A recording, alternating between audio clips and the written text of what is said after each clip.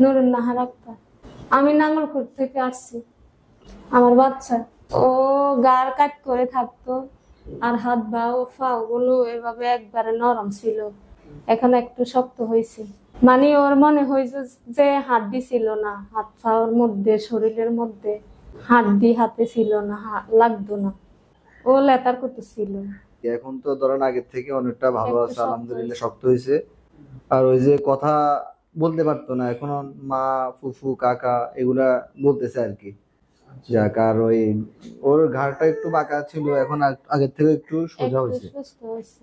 একেবারে ওই যে আপনার নরম ছিল শরীরটা, রাবারের মতো এরকম আর কি, মানে মনে হয় যে কোনো হাড্ডি ছিল না এরকম আর কি একটাই। এখন তো আগের থেকে অনেক ভালো আছে আলহামদুলিল্লাহ।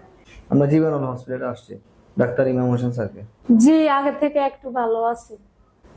এই নিয়ে 3বার তিনবার, হয়েছে। হ্যাঁ। হ্যাঁ, একটু আছে, আগের থেকে একটু ভালো আছে।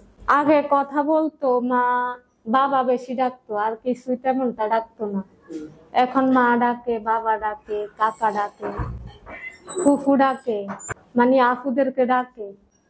আগে মানুষের সাথে মিশতো না, মানে মানুষ দেখলে মানুষের সাথে কথা বলতো না, নিচের দিকে তাকিয়ে থাকতো।